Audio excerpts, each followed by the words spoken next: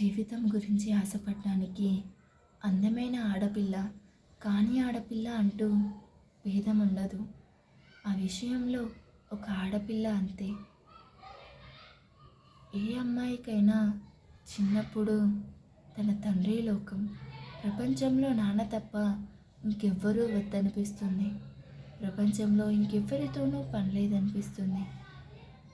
వయసొచ్చాక అమ్మ విలువ తెలుస్తుంది. అమ్మ ప్రేమ చాలా నేర్పిస్తుంది. అన్న, తమ్ముడు, అక్క, చెల్లి వీరందరి మధ్య ఆడుతూ పాడుతూ హాయిగా పెరుగుతుంది. అలాంటి నిష్కల్మషమైన ప్రేమ నుండి బయటికి వచ్చేటప్పుడే తనకొక అగ్ని పరీక్ష మొదలవుతుంది. అన్నేళ్ళు పొందిన ఒక స్వచ్ఛమైన ప్రేమ తన జీవితంలోకి వచ్చేవాడిలోనూ ఉండాలని పదే పదే కోరుకుంటుంది, ఆరాటపడుతుంది, తపిస్తుంది, తరపడుతుంది, బాధిస్తుంది, భయపడుతుంది.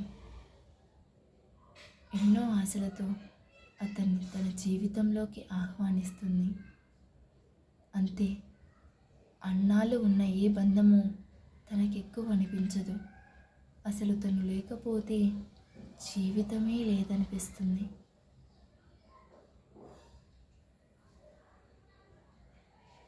ఆడపిల్ల కదా, అందుకే అంతలా ప్రేమిస్తుంది.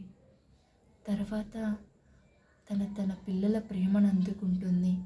వాళ్ళ పిల్లలు బరువైన బాధ్యతైన ప్రతి చోట ఆనందాన్ని కోరుకుంటుంది. ఎన్ని బాధలు వచ్చినా, ఎన్ని ఆనందాలు పొందినా భర్త నుండి నేనున్నాను అనే భరోసాని మాత్రం కోరుకుంటుంది.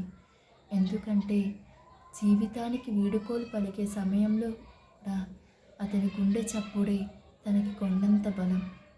అతనిచ్చే ప్రేమ స్పర్శే తనకి నిజమైన జీవితం. ఒక ఆడపిల్ల కోరుకునేది ఇదే. ప్రేమతో చూసుకునే వ్యక్తిని, ప్రేమతో నిండిన జీవితాన్ని. మీరన్నట్టుగా ఆడపిల్ల మనసు అంధకారమైందో కాదో నాకు తెలీదు, కానీ చాలా అందమైంది. ఎందుకంటే అది ప్రేమనే పంచుతుంది, ప్రేమనే కోరుకుంటుంది.